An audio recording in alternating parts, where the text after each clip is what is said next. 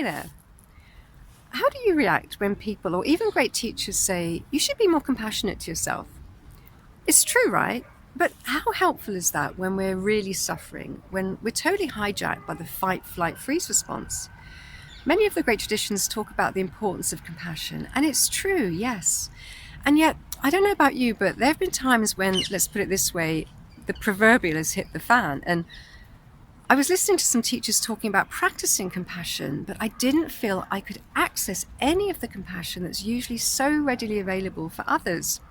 It almost felt like it was another burden, another doing. And that's how it felt at that time. And yet I knew what they were pointing to was true, but seemingly inaccessible. I knew there had to be an easier way, and I also knew the part of the brain that was so strongly activated. That part's protection strategy was isolation, withdrawal, and doing, even doing through spiritual practice. But I knew I needed support from another human, another nervous system which wasn't hijacked by the amygdala.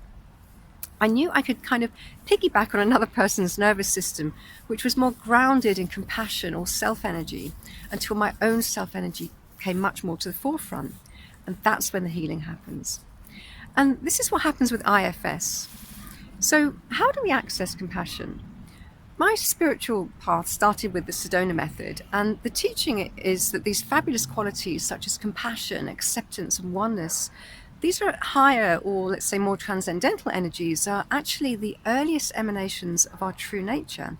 They're readily available when we let go of what we're not.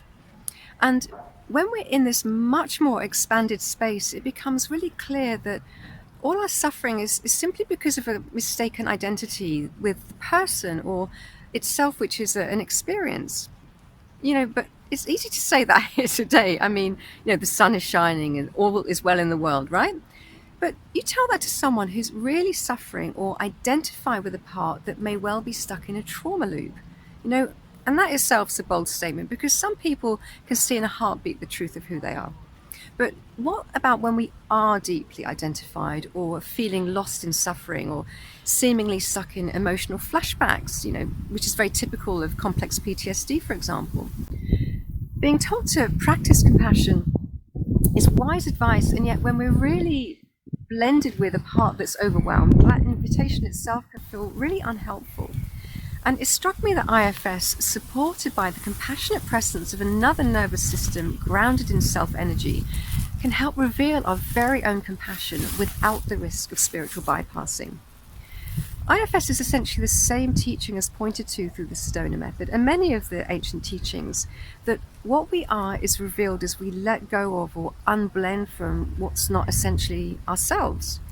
But for me, there's a key difference in the experience, and this has been a game changer for me. Now, this isn't intended as a comparison, it's more a discernment pointing. Sedona and all the true teachings are just that, they're true.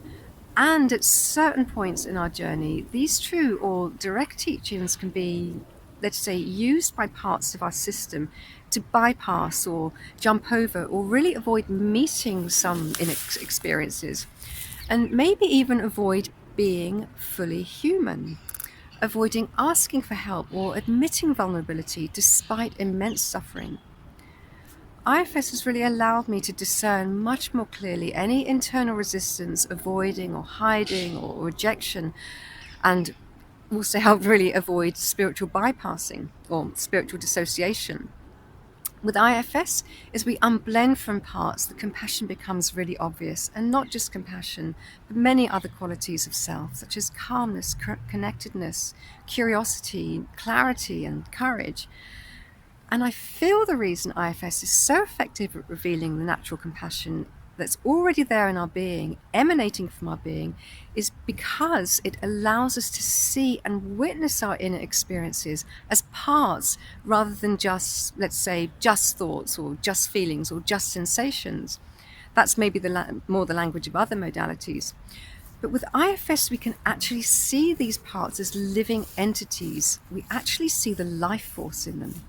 And in my experience, that's so different to many modalities where we simply watch and witness our inner experiences, and where even maybe these experiences can be judged disparagingly as just thoughts or just feelings. They're not useful, just let them go, for example. But with IFS, we can recognize the life force, the right of them to be, the right of them to exist. I don't know whether life force is really the right way of saying it, but there's something very human about these parts. And when we see their right to be, their humanness, their own struggles, the fighting with them drops, the identification itself becomes clearer, and the compassion for them emerges naturally. The compassion center in our own brain is kicked in, and this is the antidote to suffering. And I feel it's precisely because of this little differentiator, this like little window of awareness, where these parts are recognized as living entities that allows for the compassionate heart to open. And this is where the healing happens. No bypassing, no dissociation, just healing. And that's really what I've been witnessing for quite a while now. And the result is what these teachings are pointing to: much more freedom, much more of these so-called higher energies, much more embodiment, and much more humanness. And also recognizing that compassion doesn't need to be practiced or fostered. It just needs to be uncovered as a human. And ironically, it's the recognition of the humanness of these parts that allows the compassion to emerge. And I would never have seen that by spiritual bypassing. What a gift! It's amazing. Anyway, I'll leave it there for today, and take care of yourself and all your parts, and connect soon.